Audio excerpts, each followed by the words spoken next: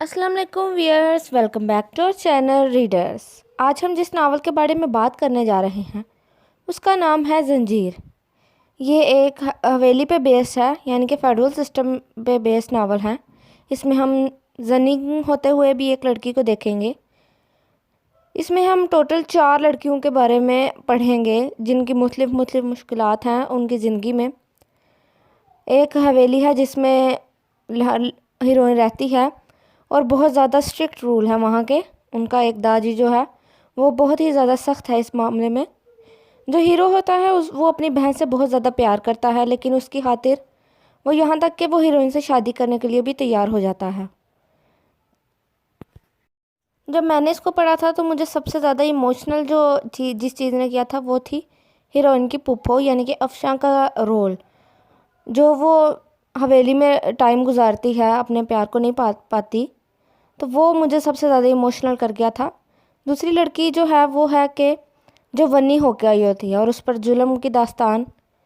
और फिर जो तीसरी लड़की के बारे में हम पढ़ेंगे वो मेन हीरोइन है जो अपने भाई के लिए कुर्बान हो जाती है, शादी कर लेती है ताकि वट्टे सट्टे में जो इसकी नंद होती है हीरोइन की वो शादी कर सके इसके भाई के लिए। तो जिस चौथी लड़की के बारे में हम पढ़ेंगे वो ये है कि वो हीरोइन की दोस्त होती है और कज़न भी, जो इस हीरोइन के भाई को पसंद करती है लेकिन उसकी शादी नहीं हो पाती उससे। तो ये 4 स्टोरियाँ हम मेन इसके अंदर पढ़ेंगे। बहुत ही इमोशनल स्टोरी है, कहीं कहीं पर फ़नी भी है लेकिन बहुत ज़्यादा इमोशनल है। ऑफ कोर्स इसका एंड जो होगा वो हैप्पी होगा। इसका ये मतलब नहीं है कि आप इमोशनल सुनकर आप स्टोरी ना पढ़ें, लेकिन इसका एंड हैप्पी हैप्पी होगा। और जब हम इसको पढ़ेंगे तो आप लोग खूब इंजॉय करेंगे। मैंने तो बहुत ज़्यादा इंजॉय किया था। ये एक बेस्ट नावल है, वनी बेस्ड भी है इसको हम कह सकते हैं।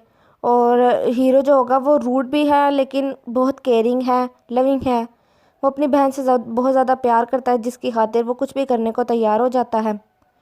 और हीरोइन जो मेन है वो समझ बूझ रखने वाली लड़की है। वो अपनी हवेली की जो असूल होते हैं उसके ख़िलाफ़ होती है, यानी कि उस हवेली में लड़कियों को इतनी ज़्यादा अहमियत नहीं दी जाती, लेकिन वो पढ़ना चाहती है, वो आगे बढ़ना चाहती है, लेकिन उसको जो है उसके दादी जो हैं वो मना कर देते हैं पढ़ने से। और बहुत ज़्यादा स्ट्रिक्ट रूल होते हैं। वो अपनी फूफो जो अफशां होती है वो उसके साथ बहुत ज़्यादा करीब होती है। तो चलिए, मैं अब आप लोगों का सस्पेंस ख़त्म नहीं करूँगी, मैं पूरी स्टोरी नहीं बताऊँगी, ये आपको खुद ही सुनना पड़ेगा।